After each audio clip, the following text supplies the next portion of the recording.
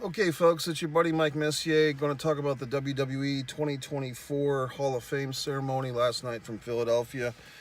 So, first of all, I think was it Peter Rothberg or Peter Rosenberg?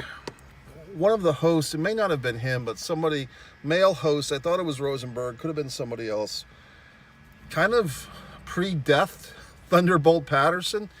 If anyone checks the tape or can find this thing, basically he was pitching to the back and said, some of the inductees this year are no longer with us, Thunderbolt Patterson and Muhammad Ali.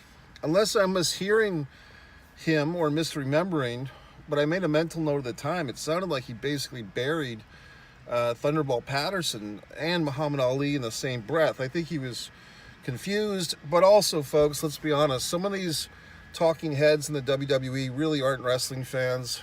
You have a lot of these very attractive young women, basically, and I'm sure they're mild wrestling fans, but they're not historians, But this was a gentleman, this was a guy, not one of the ladies. So, no offense to the Kylie Braxtons and so forths. Paul Heyman.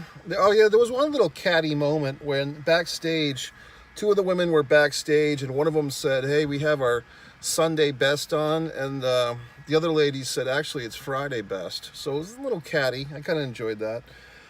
So we start off with Paul Heyman. So a lot of people were kind of surprised, as I was. I mean, I thought Heyman would be the last inductee, being in Philadelphia. I thought he'd kind of main event the show. But instead, he kind of opened the show, and Roman Reigns came out and did the speech. Roman's speech was not great. It was okay. A lot of people are going bongo, happy for Paul Heyman's speech, giving it false praise. If you really look at that speech, it's three parts. It's one element of kissing ass, Paul Levesque's ass, Stephanie McMahon, Brock Lesnar to an extent, Roman Reigns to an extent, CM Punk to an extent. It's another part putting himself over, basically saying how great he was and how great he'll continue to be. Almost a low-key threat of like, if you guys do fire me, I'll do something else type of thing. Or maybe he knows where some of the skeletons are buried, so to speak. I mean, did you catch that vibe? I did. And then the third part was just, I'm going to swear because it's a live presentation. I have a microphone. And I'm just, look, and I swear all the time too, but I'm not in front of a 20,000 seat arena on WrestleMania weekend in front of families and children, okay? So Paul Heyman, in my opinion, showing a lack of class, a lack of integrity, trying to be extreme, trying to be 1996 Paul Heyman, and just, I thought he just was kind of guttural and uninspiring. And because he used language of a obscenity-based nature, people think this is a great speech. It wasn't a great speech. In fact, it was kind of tepid. I noticed that he didn't actually put over some key people. I could put over key people to his career. Jerry Lawler in Memphis gave Paul Heyman an early break with the head shaving angle with Tommy Rich and Austin Idol, okay? No mention of that. No mention of his work in Florida with Sir Oliver Humperdinck. No mention of the AWA for the Gagnes with Paul Heyman or Paulie Dangerous at the time with the original Midnight Express, Randy Rose and Dennis Condrey. No mention of the Jim Cornette feud that brought him into WCW. He just shat all over WCW, which is such low-hanging fruit from these type of individuals. I'm really sick of these former WCW wrestlers, including Steve Austin and The Undertaker, who all got their big breaks in WCW and they all shit on it as if it meant nothing to them or to the fans. I'm intolerant of that behavior. What else? Didn't thank Jim Ross. I believe Jim Ross helped Heyman get commentary work in WCW and stuck up for him a few times. And I just wasn't really impressed. I mean, I know that a lot of simpletons were impressed with Paul Heyman's speech, and I wasn't. But, because it was such a gregarious affair, and people were so into it and all that horse shit, really didn't leave much room on the table for anybody else. Took up a lot of time. People are still wondering, why did he go first? I think it's honestly just because I think Roman Reigns wanted to get the fuck out of there didn't want to sit around in his monkey suit all night, his tuxedo. Roman probably wanted to get out of there. They go first and they can leave. That's the thinking. So the next one, Medusa was really not a very good speaker. No offense. I'm a big fan of Medusa. I call her Medusa, not her slave name, Alundra Blaze, okay? But I thought Medusa's speech was uninspired. Just not really good. It just seemed like a memorized horseshit speech. Bull Nakano, on the other hand, I thought the video package was very nice from Mr. Nakano. I guess she's about 56 years old. She looks like a very elegant lady now who kind of run a nice tea shop or some such thing. But, really it seemed like a class act.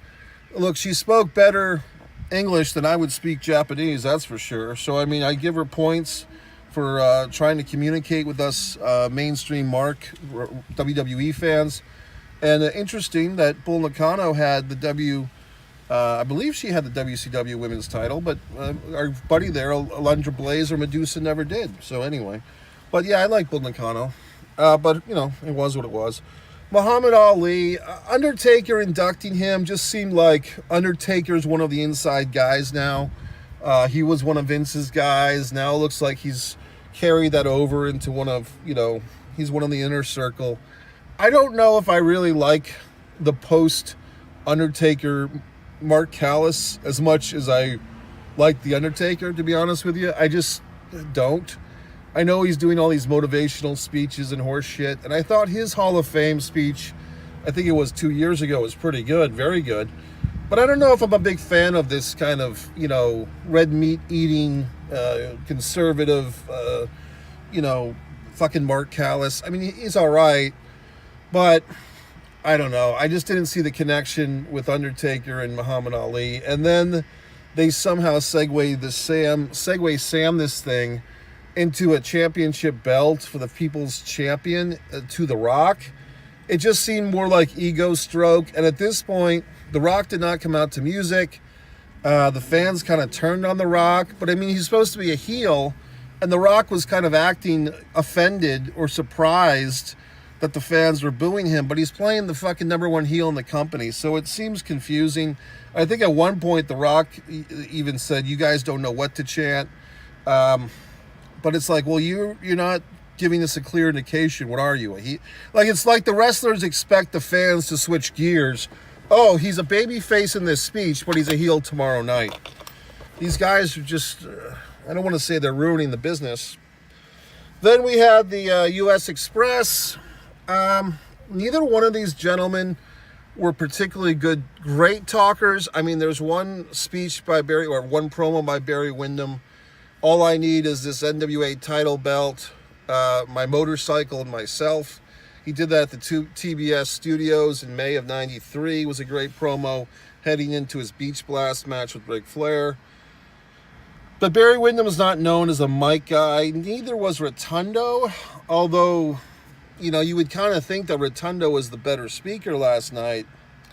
Kind of a weird situation. We all know the deal with, unfortunately, Bray Wyatt passed away.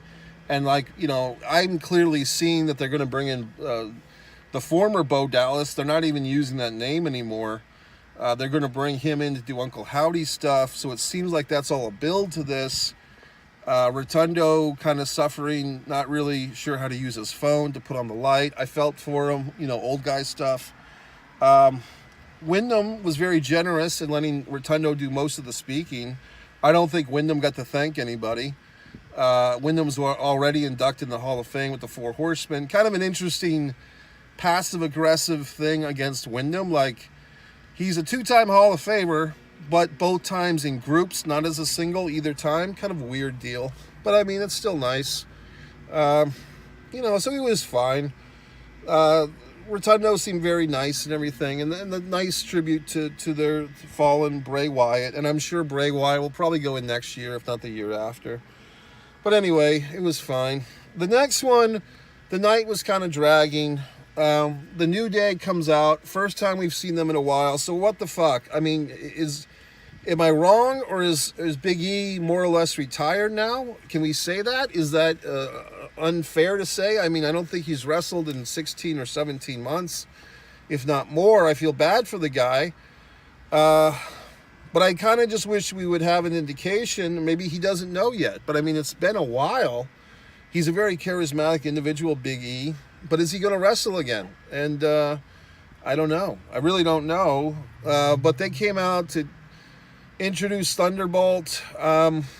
Some of the stuff was pretty interesting in the Thunderbolt package. You know, Dusty Rhodes and even the Road Dogg giving, you know, either giving him credit or other people giving credit on behalf of them. Others have claimed that Dusty Rhodes lifted a lot of stuff from Thunderbolt. And so now we have Cody on the record saying as much. The You Better Call Somebody line, I didn't know that was a Road Dogg thing. So I thought that was a pretty good package for Thunderbolt. And I'm glad that he's alive to accept the award. Too many great wrestlers. You know, we always talk about this, the Evan Ginsbergs, the Benny Scalas, myself. We always mentioned Ivan Koloff, to a lesser extent, perhaps our buddy Ox Baker, are not being recognized by this WWE Hall of Fame. And Thunderbolt Patterson's kind of one of those guys that should be in, and now he is. And I think it was really nice that Thunderbolt, unlike Rosenberg or whoever thought he was dead, is not dead. He was able to come out and speak. It was nice to hear my buddy Mike Mooneyham get some credit in that speech. A wonderful journalist from the Greensboro News and Record, I believe, has been covering wrestling for a long time. Mike Mooneyham. He got double shout outs from both Thunderbolt and his little, you know, manservant there. I think the guy's name was Scott Spears or some such thing. I'm not sure who that guy was, but his biographer or his buddy or whatnot. But it was pleasant. You know, Thunderbolt tried to turn it into a church revival type of thing, like a kind of a anti-racism or something, or a don't blame Whitey for your problems speech, you know, like the fucking pound cake speech, Bill Cosby or something. I wasn't really sure where it was headed. It's not that I terribly disagreed or agreed with what Thunderbolt was saying. I just didn't really know what the fuck he was saying, to be honest with you.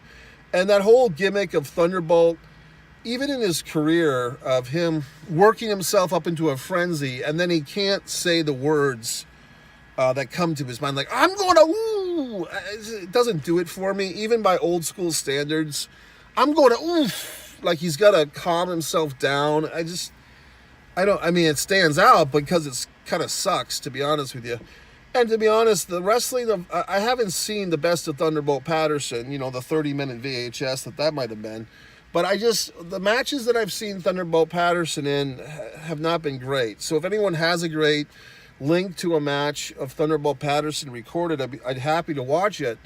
I think he was one of these guys, you know, like a Jimmy Boogie Woogie Man Valiant or a Baron Von Raschke, who kind of got by on personality, wasn't expected to have a fucking, you know, Kenny Omega, Jushin Liger 5-star match in the Tokyo Egg Dome, but just a big personality, fun, and so forth. Then we get to, see, this is the problem. The Rock kind of blew his load early, so now The Rock gets a title and he inducts someone, and The Rock is not in the WWE Hall of Fame officially, but here he is inducting, you know, his grandmother, and this is where things got a little off the boat, I think. Him and Cody's interaction, like, I think the move would have been for them to, like, forcibly remove Cody. I'm just thinking this off the top of my head. If they had security come out and forcibly remove Cody before The Rock went out there, wouldn't that have been interesting?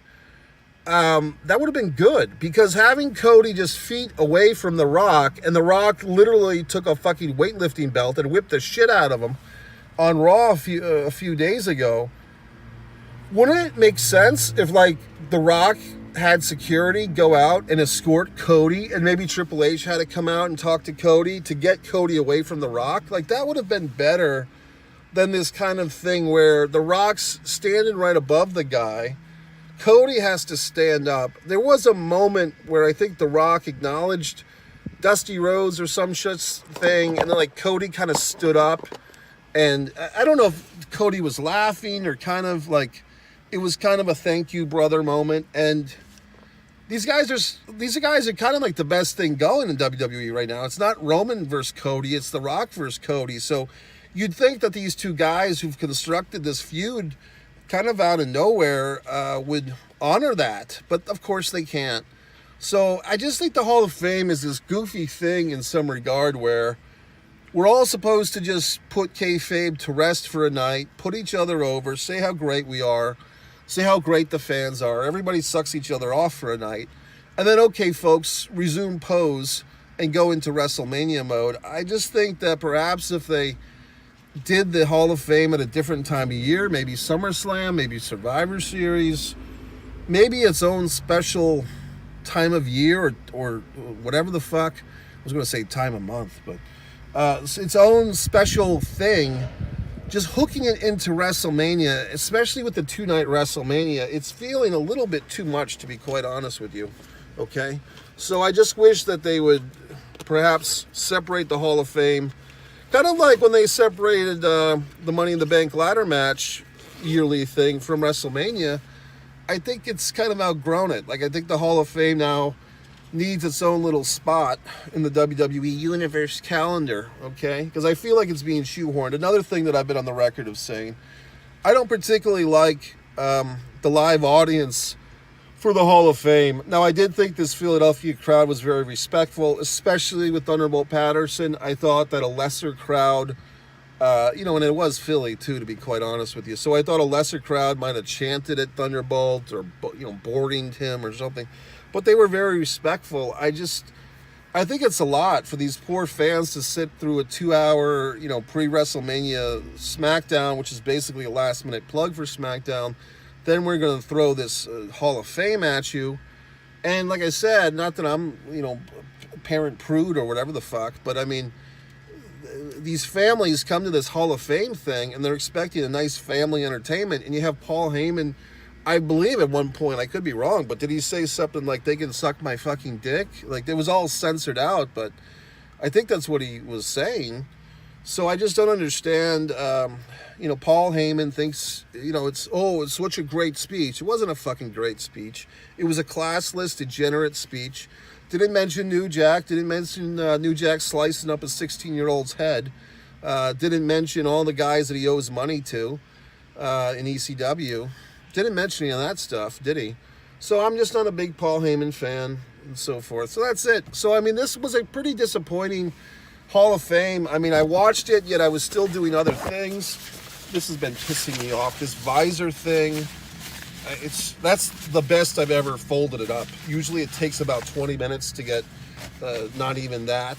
And it's not even nice and tight. It's this I do enjoy this. I have it. I mean, this is when you get old, you start thinking about things like this. Like, how do I keep my vehicle chilly or less heat? And you get these goddamn things, and there